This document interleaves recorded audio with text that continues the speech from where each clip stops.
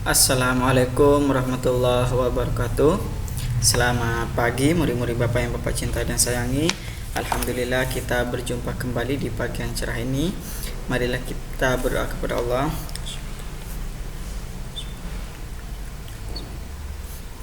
Mudah-mudahan Allah selalu memberikan keselamatan kepada kita, memberikan kesehatan kepada kita, memberikan kelancaran dalam urusan kita, mengabulkan doa-doa kita, memberikan pengampunan atas dosa-dosa kita, memberikan kemurahan rezekinya kepada kita yang banyak, yang halal, yang berkah, yang bermanfaat bagi kita dan orang lain. Amin amin ya rabbal alamin. Mudah-mudahan Allah juga menjadikan kita sebagai orang yang pintar, anak yang soleh dan soleha, berbakti kepada orang tua, bermanfaat untuk orang lain. Amin amin ya rabbal alamin. Baik murid Bapak, untuk hari ini kita akan belajar tema 3 subtema terakhir ya. Jadi ini kita akan belajar pembelajaran terakhir di tema 3. Nah, pertemuan berikutnya kita akan masuk di tema 4 ya. Oke, apa yang akan kita pelajari Pak? Belajar satuan waktu dalam cerita. Kalau kemarin mengubah menit menjadi jam, kemudian mengubah dari angka menjadi gambar jamnya, kemudian dari gambar jam menjadi angka gitu ya. Nah sekarang yang terakhir satuan waktu dalam cerita. Jadi kalau jamnya itu berada dalam sebuah cerita.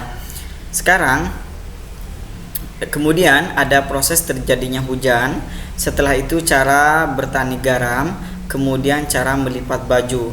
Nah kemudian Bapak tambahkan dengan materi PLBJ itu kita akan belajar lagu ular ke kelabang ya, permainan ular kelabang. Nah kita mulai dari yang pertama. Yang pertama itu kita akan belajar MTK-nya dulu. Nah kata kunci yang harus kalian ketahui itu ada di sini ya. Apa saja kata kuncinya Pak? Kata kuncinya itu yang pertama, pukul berapa akan pulang. Kalau yang ditanya pukul berapa akan pulang, maka jam tersebut kalian tambahkan. Kemudian jika yang ditanya berapa lama Anton belajar, berapa lama Pak Masyhur di sekolah, berapa lama Pak Masyhur ngajar, berapa lama Beni belajar di sekolah.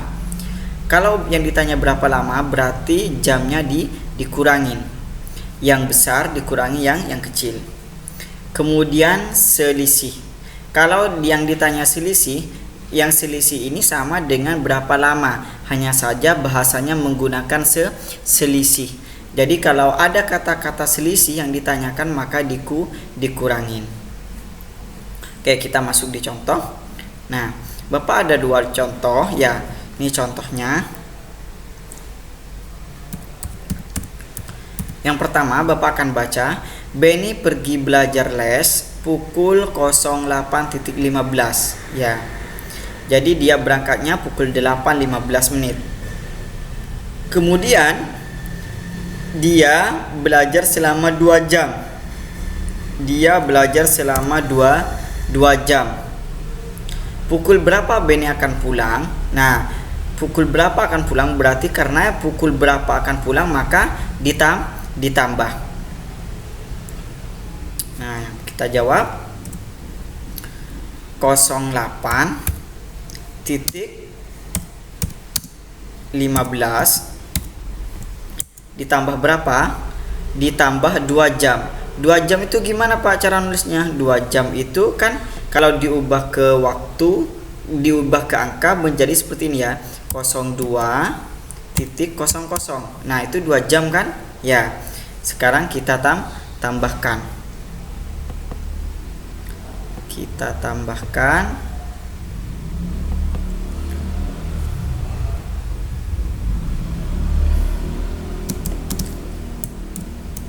berapa hasilnya? Hasilnya adalah 15 tambah 00 berarti ini 5 ya. Ini 5. Kemudian di sini 1 gitu ya. 1. Maaf ya. tulisannya. Kemudian sekarang 8 dikurangin 2, jam 8 dikurangin 2 berarti 10. Seperti ini ya. Nah, seperti ini jawabannya. 10, 5, 15 menit. Maka Benny akan pulang dari tempat les jam Benny pulang dari tempat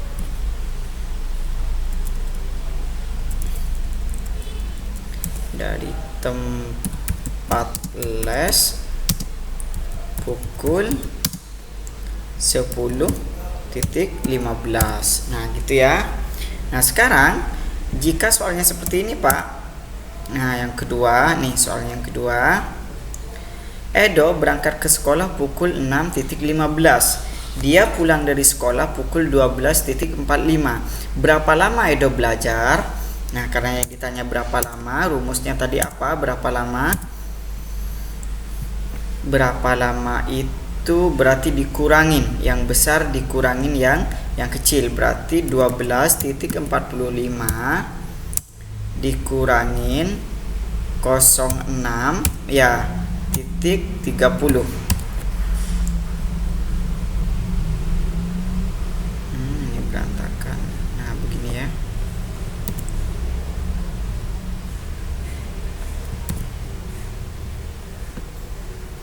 Ini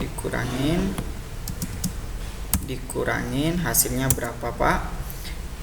Maaf, ini 45 ya. 45 dikurangin 30 itu, ntar Bapak benarkan ya. Berarti di sini 5 dikurang 0 itu 5, 4 dikurang 3 itu 1. Kemudian 12 dikurangin 6 itu 6 ya. Berarti 06.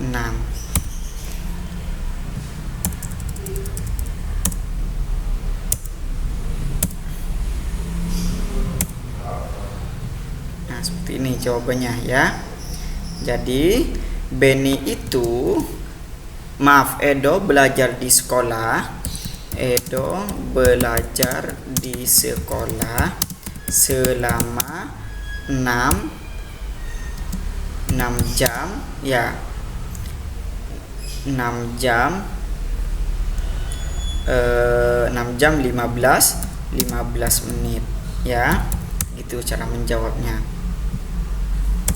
Udah. Silahkan kalian pahami caranya ya. Kalau kalian kurang paham diulang lagi ya caranya. Sekarang kalian belajar cara melipat baju.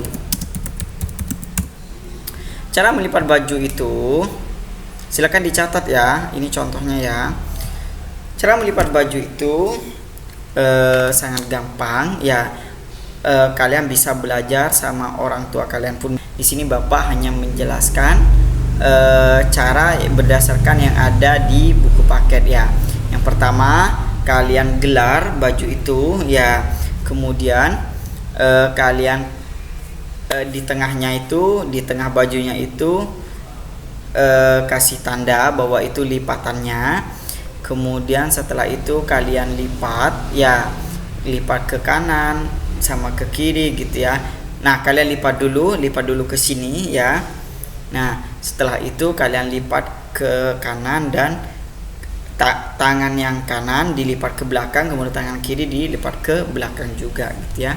Itu sudah jadi cara melipat baju. Pak, saya punya cara lain untuk melipat baju, silahkan kalian gimana caranya ya.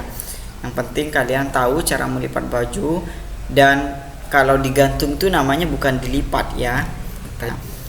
Jadi silahkan kalian bisa dicoba belajar sama orang tua cara melipat baju yang benar dan rapi gimana. Salah satu contoh yang Bapak kasih seperti ini ya. Oke, berikutnya kita akan belajar proses terjadinya hujan. Nah, perhatikan baik-baik ya. Hujan itu berasal dari mana, Pak? Gitu ya. Nah, oke, perhatikan. Di sini Bapak sudah menyediakan gambar. Di buku paket kalian pun ada. Tinggal kalian perhatikan. Di sini ada air laut. kemudian di sini ada matahari, di sini ada gunung dan pohon gitu ya, atau bukit dan pohon. Nah, gimana proses terjadinya? Kita mulai dari sini dulu ya. Air yang di dalam laut itu ya, mereka suhunya akan naik. Kalau suhunya naik ya, di sini ada matahari ya. Matahari itu akan menyinari laut sehingga laut itu menjadi panas. Suhunya akan naik ya, akan tinggi. Setelah itu, setelah suhu tinggi, maka air lautnya itu menguap. Menguap artinya dia mengeluarkan uap airnya gitu ya. Uap airnya dikeluarkan, kemudian uap airnya itu dibawa oleh udara. Nah, dibawa oleh udara, dia bertemu dengan awan ya, kemudian berkumpul di atas menjadi awan ya, menjadi awan putih awalnya ya, menjadi awan putih. Kemudian semakin banyak uap air ya, uap air yang naik, maka awan ini akan semakin gelap warnanya ya, seperti ini ya. Awalnya agak kelabu ya, putih kehitaman. Nanti kalau semakin banyak ya, air itu akan berubah menjadi gelap. Nah, awannya. Nah, kemudian jika kandungan air dalam awan itu sudah banyak, maka akan diturunkan menjadi hujan. Hujan itu turun ke pegunungan. Dari pegunungan, di gunung itu ada banyak pohon. Dia diserap oleh akar ya, akar pohon.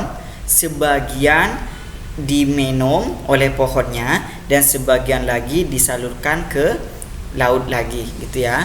Dari gunung ini turun lagi ke laut. Itu terjadi lagi ya proses penguapan, berubah menjadi awan putih atau kelabu. Setelah itu abu-abu ya, maaf, bukan kelabu, abu-abu. Setelah itu berubah menjadi awan hitam atau gelap. Setelah itu hujan turun ke gunung, dari gunung diserap oleh pohon, dannya turun lagi ke laut, dan seperti itu. Itu namanya siklus terjadinya hujan ya, atau proses terjadinya hujan. Kemudian yang terakhir di tema kita akan belajar bertani garam. Bagaimana Pak cara bertani garam? Nah, garam itu berasal dari air laut ya. Air laut itu mengandung garam. Kemudian bagaimana Pak air laut itu bisa berubah menjadi garam? Nah, para petani garam mengairkan air itu ke lahan kosong gitu ya. Mereka membuat kotak ya, atau dipetakan ya, petak. Nah, bagaimana Pak mereka? Apakah ditimba ataupun pakai gayung ataupun pakai apa gitu ya? Enggak. Mereka dari air laut itu disalurkan menggunakan kincir air. Ya, jadi kincir air itu membawa air laut gitu ya. Nah, setelah itu nyampailah di percetakan mereka atau di lahan mereka ya. Nah, setelah itu air ini air laut. Nah, air laut itu nanti dikeringkan ya, dikeringkan dengan bantuan sinar matahari. Nah, kalau sinar mataharinya sangat cerah, maka uap airnya ini akan menguap. Air itu akan menguap, memisahkan antara air murni dan garam gitu ya. Kemudian airnya itu berubah menjadi uap ya, bergabung dengan udara gitu ya. Kemudian maka tinggallah garam ya, maka garam itu akan membeku gitu ya. Airnya itu akan membeku menjadi garam. Kemudian kalau sudah menjadi garam, segera dipanen ya, segera diangkut, dijual ya. Kenapa? Karena kalau terjadi hujan, maka air garam ini akan berubah lagi menjadi air. Karena garam ini memang awalnya berasal dari air, larutan air laut dan garam, campuran garam dan air gitu ya. Nah, itu cara bertani atau proses pembuatan garam. Sekarang yang terakhir, kita akan belajar lagu permainan ular kelabang ya.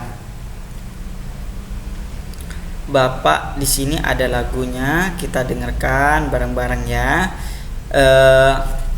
Permainan ular kelabang itu kalian lebih tahu dari Bapak, maksudnya itu kita sama-sama tahu.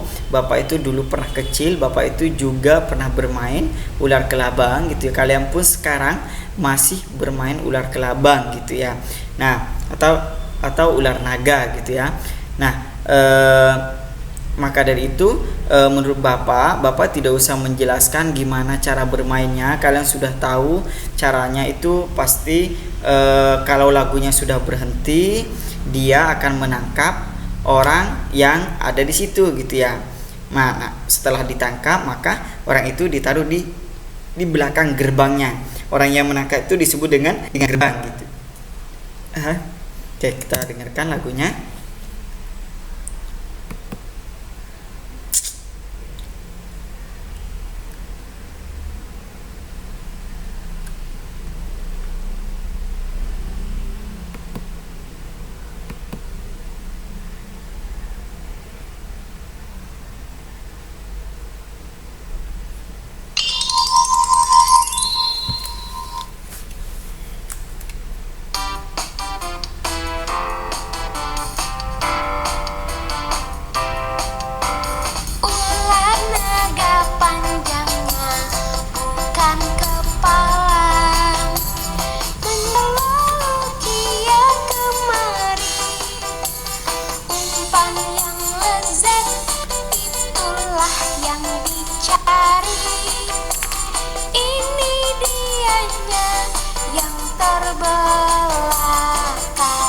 Lagu ini dianya yang terbelakang, maka gerbangnya itu akan nutup menangkap orang itu. Nah, setelah itu dimasukkan dibariskan di belakang gerbang, kiri atau kanan terserah gantian ya.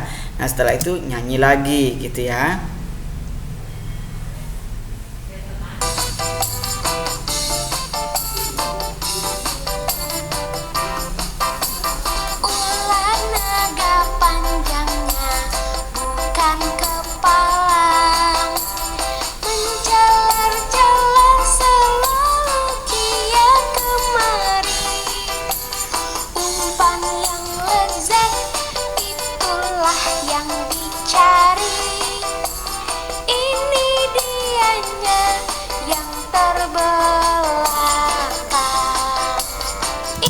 Nah, itu ya, itu lagunya.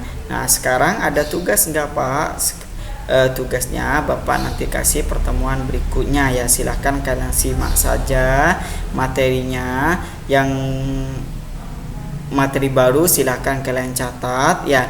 Gambar hujan ini kalian silahkan catat ya. Oke, itu saja untuk materi dari Bapak. Terima kasih atas perhatiannya. Bapak ucapkan wassalamualaikum warahmatullahi wabarakatuh.